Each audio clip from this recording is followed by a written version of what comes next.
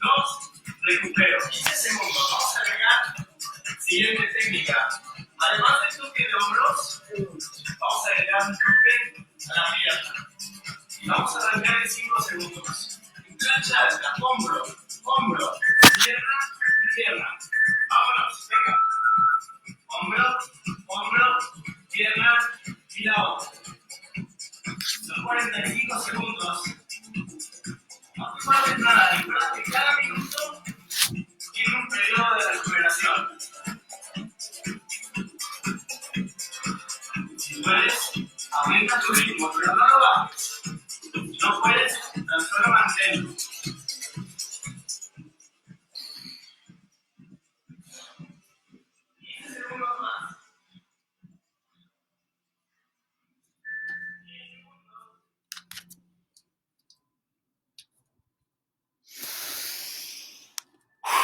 Il y a trop de... Il y a trop de testostérone pour moi. Il y a trop de testostérone pour moi à l'intérieur de la maison. Donc je me faufile dehors dans le jardin. Et je vais retourner voilà, sous mon figuier. Je vous fais le tour de mon petit jardin. Voilà. Hop. Voilà. C'est là que je me mets le matin, ici. Voilà, c'est mon fauteuil, là, là, il est là. Où est-ce qu'il est? Là, derrière moi, là. Là. Le fauteuil où il y a le soleil le matin.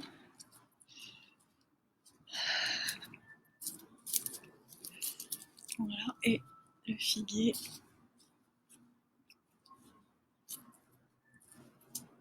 Un magnifique figuier.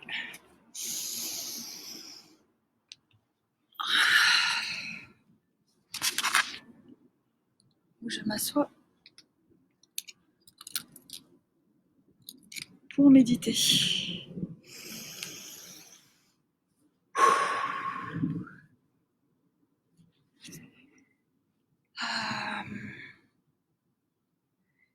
Il est 4h de l'après-midi et bon, je sais qu'il est très tard à Paris et que la plupart des personnes qui d'habitude me regardent ne me regarderont pas, mais c'est pas grave, ça sera du différé. J'avais besoin de ce moment post-séance. On vient de faire une séance très longue de 2h30 par visio avec une de mes jeunes clientes expat française à Mexico et je viens de vivre un moment intense qu'encore une fois j'avais envie de partager et j'avais besoin de me recentrer un petit peu. Et quand je suis descendue, en fait, c'est le moment où le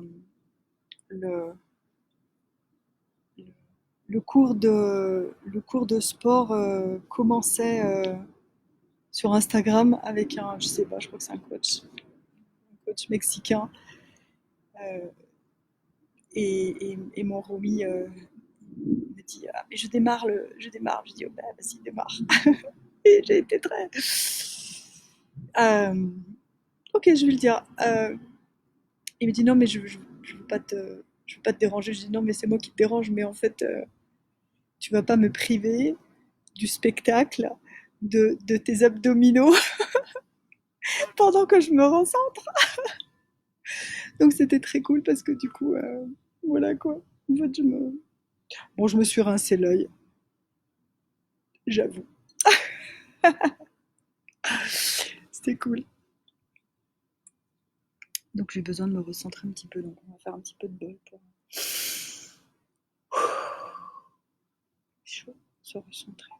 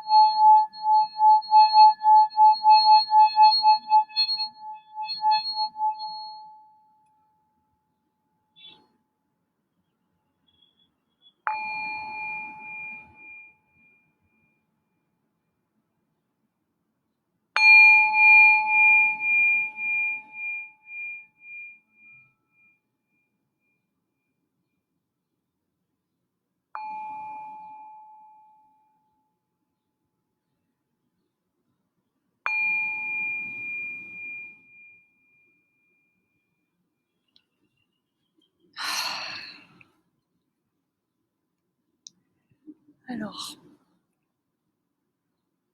qu'est-ce que je voulais vous partager aujourd'hui? Ah oui,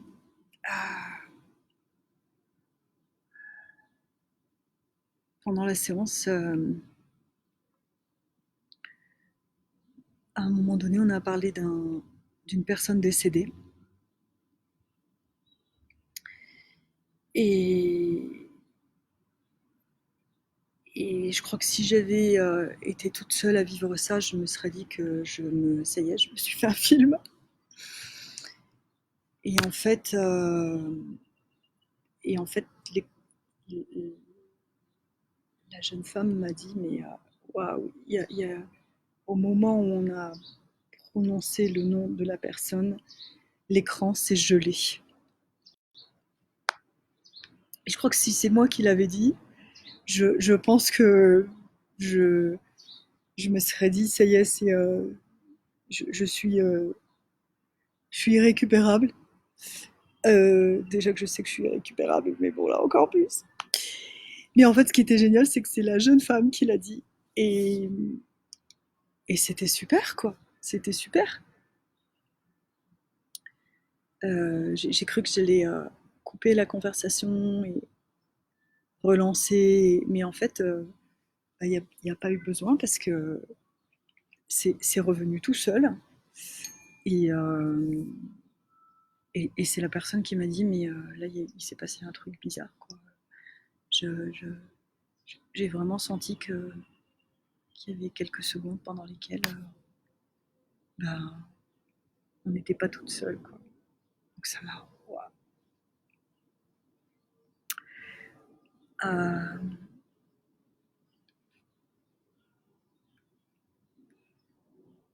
Ça m'a permis d'avoir une discussion avec cette personne beaucoup plus ouverte que ce que j'imaginais qu'allait être notre séance. C'était la deuxième séance. La première s'est faite en présentiel et la deuxième, confinement oblige, à distance. Et c'était très très chouette, encore une fois. Euh, et très vibrant. Et on n'est pas tout seul, quoi. On n'est pas tout seul. Je ne suis pas toute seule. Vous n'êtes pas tout seul. On peut. L'objet de la séance était de couper des liens énergétiques avec une personne du passé qui avait été blessante, humiliante, harcelante et qui était décédée. Donc plus de possibilité de, de dire les choses qui avaient qui avaient besoin d'être dites. Et j'ai beaucoup aimé à la fin de la séance cette sensation de fatigue, bonne fatigue, ressentie par la personne, et de soulagement, et comme, comme, un, comme quelque chose là, au niveau du ventre, qui se libérait en fait. Hey Isabel, hola guapa. ¿Estás mirando o sí? ¿Cómo estás? No sé si todavía me ves, pero bueno, te mando un beso muy fuerte. Cuando quieras nos hablamos o nos vemos, ¿vale? Euh, donc voilà, donc on a fait une technique de libération énergétique d'une situation euh, reliée à l'enfant intérieur encore en souffrance et, euh, et les répercussions que ça peut avoir sur la vie d'aujourd'hui.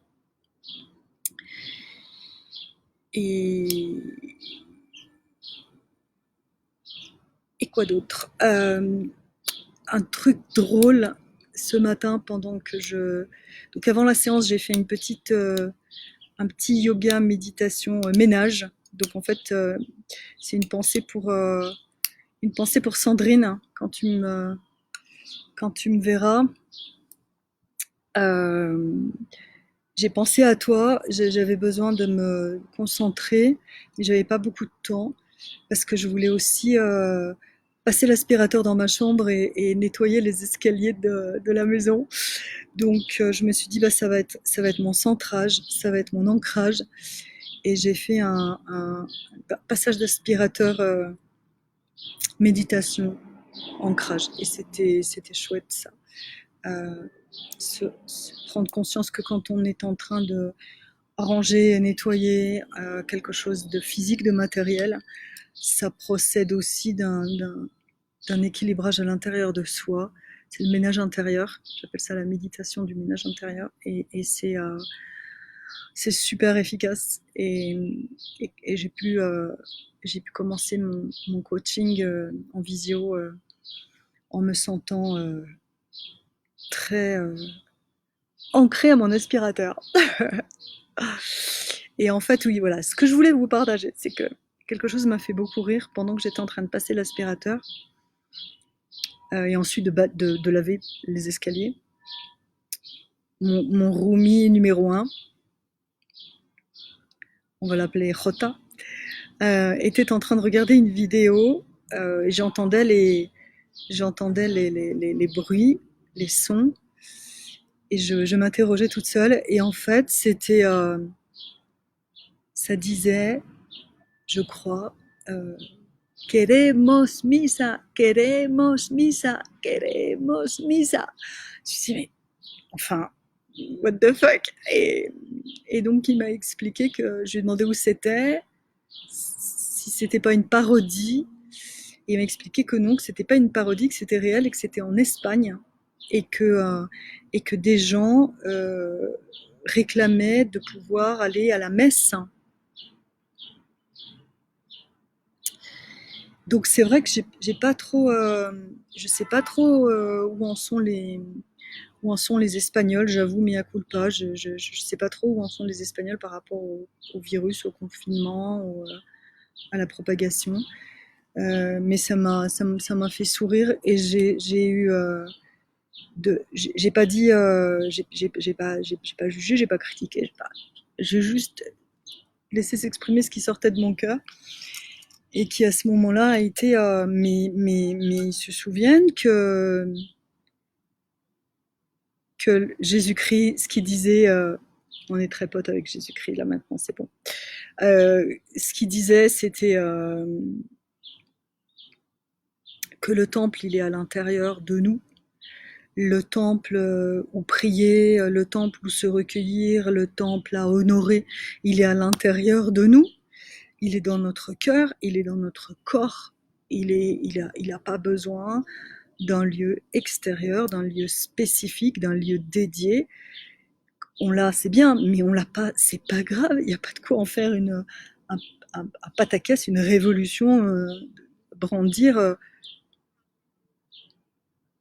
Nonobstant, j'adore le mot nonobstant, nonobstant que bon sang, on est confiné, quoi. Il y a des gens qui n'ont pas le choix de sortir parce que grâce à eux, les hôpitaux tournent, les éboueurs font leur job, il y a des caissières des pompiers sûrement, enfin bon, il y a des gens qui peuvent pas se. Et il y en a qui réclament d'aller à la messe. J'hallucine. Alors, pardon, en aucun cas, je n'ai le désir de stigmatiser les gens qui réclament de pouvoir aller à la messe en ces temps troublés. Mais voilà, bref, c'est pas le propos. Le propos, c'est de se rappeler, c'est ça mon seul propos. C'est de se rappeler que le temple, il est dans notre corps, dans notre cœur, quelle que soit notre religion, et même, et surtout même, si on n'a pas de religion. Et ça, c'est vraiment quelque chose que j'ai découvert, parce que je l'ai découvert, parce que c'était pas, c'était pas du tout en moi avant de marcher. Je l'ai découvert à partir du moment où je suis allée marcher sur Compostelle.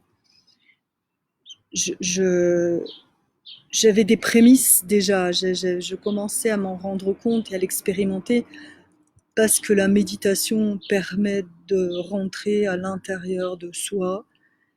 Et je me souviens de cette fois de méditation avec Jacques, mon maître de sophro et de méditation et de cohérence cardiaque, à Sète, à l'atelier l'atelier du glacis, où j'avais vécu cette expérience de méditer et de sentir mon cœur, mais tellement fort partout dans mon corps que j'entendais, ça m'explosait les oreilles comme si j'avais eu des baffles à côté de moi dans un concert et c'était vibrant et c'était la vie qui circulait à l'intérieur de moi et j'ai commencé à prendre conscience de ça, mais ça s'est vraiment accentué quand j'ai été beaucoup seule à marcher sur, sur les chemins de Compostelle dans la nature en fait, dans la nature. Et où c'est clair que c'est là qu'on comprend la reliance qu'on a avec la nature, le, la merveille j'allais dire de technologie, mais c'est pas de technologie, la merveille physique qu'on est, et que c'est cette connexion-là qui nous rapproche et nous relie à ce qui est plus grand que nous, à ce qui est au-delà de nous, à ce qui est communément nommé divin, parce que ça s'explique pas. Et ça, c'est une connexion qu'on peut avoir n'importe où, qu'on soit dans une église, qu'on soit dans un quelconque lieu de culte religieux, qu'on soit euh, dans une forêt, c'est mieux, qu'on soit devant la mer, c'est parfait, mais qu'on soit n'importe où, assis sur un banc, regarder les passants, et je vous jure qu'en ce moment, c'est un truc, ça fait 2 jours que ça me turlupine de me dire, mais qu'est-ce que je manque de m'asseoir sur un banc et de regarder passer les gens et d'observer et de sourire ou d'être attendri. Donc du coup, bah, je regarde beaucoup plus, que je ne le faisais plus du tout, je regarde beaucoup plus les stories sur Instagram parce que du coup, ça me permet de mieux voir, de voir un peu de gens, un peu de personnes. Euh, mais ça vaut assis dans le métro.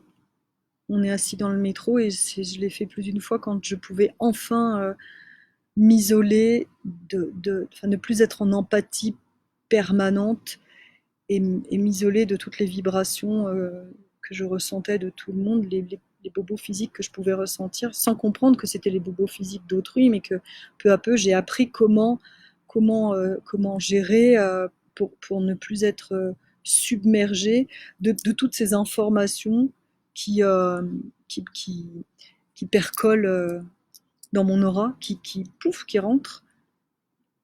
Bah oui, maintenant c'est comme ça que je vais dire, en fait. Les informations vibratoires d'autrui rentrent rentrent dans mon aura et c'est ça qui me permet de comprendre, juste de ressentir et puis de nettoyer et, et de soulager, d'harmoniser, voilà, pour que quelqu'un, pour que la personne en face se sente mieux.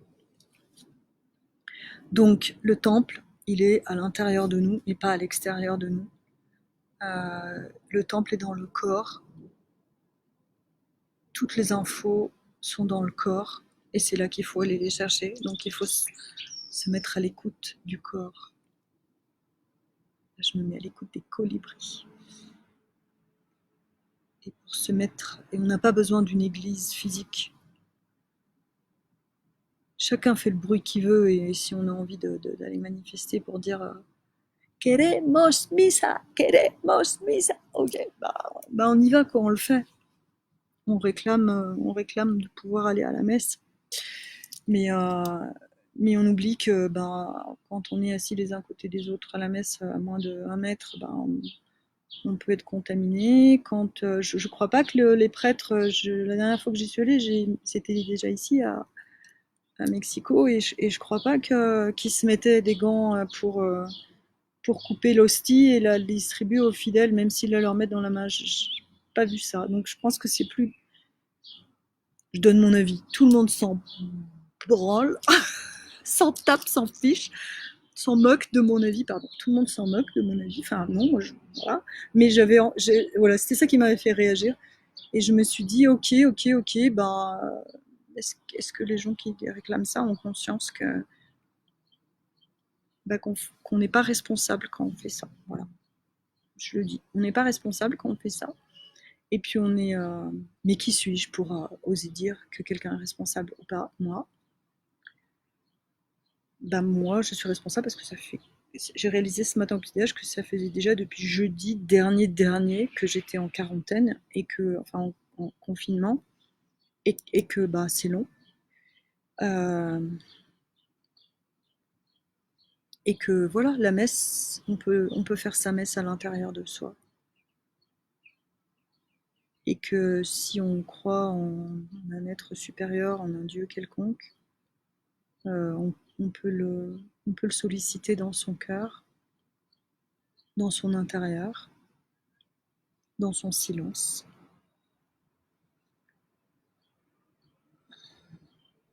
Et que c'est dans le silence qu'on s'entend soi-même le mieux. Et qu'en faisant ce silence, on entend son cœur battre.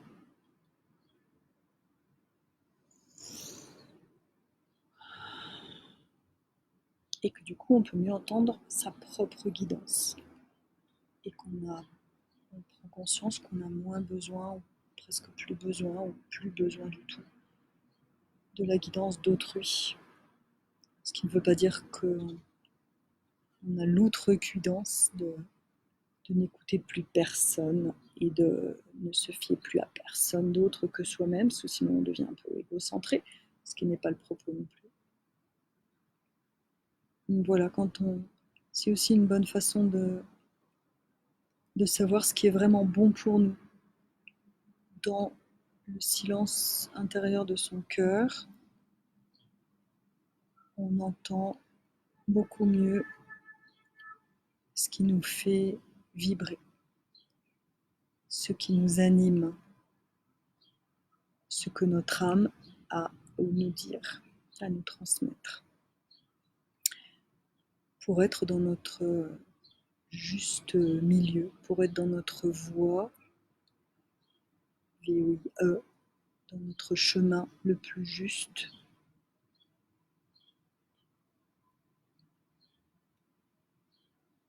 Voilà. Faire silence, écouter sa voix intérieure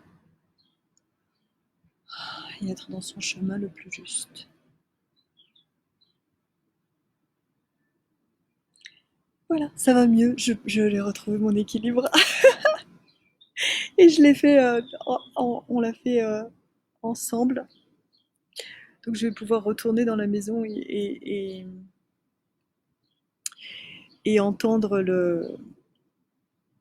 ou contempler le spectacle de la vie et de la jeunesse qui bouillonne, sans me sentir déstabilisée, perturbée dans ce qui est mon propre besoin. Voilà. Et je vous partage ça sous ce magnifique figuier qui a déjà je vais les laisser encore un jour ou deux pour qu'ils poussent et je vous montrerai les figues. À peine fin mars, il y a déjà des figues. Et, et puis je vais réfléchir à quel va être le sujet de demain. Il y aura un sujet demain, c'est clair, comme aujourd'hui. Il n'y a pas de raison. Maintenant que je suis partie, que je me suis lancée. Euh, et, et, et puis je vais checker ma liste des 21 points de ma révolution spirituelle, voir si pour aujourd'hui je peux en cocher un paquet. Voilà. Je sais que je ne peux pas cocher dire je crois que c'est mon point numéro 4, dire aux gens que j'aime, que je les aime, euh, quel que soit, quoi qu'il m'en coûte, et même si ça ne me rapporte rien. Surtout si ça ne me rapporte rien. Donc, comme je ne peux pas le dire de vive voix, mais je vous le dis ici, maintenant, dans mon jardin, dans le jardin, à Mexico, à tous ceux que je ne peux pas voir de visu et à tous ceux que je ne peux pas embrasser et serrer fort dans mon cœur. Je vous aime. Je t'aime.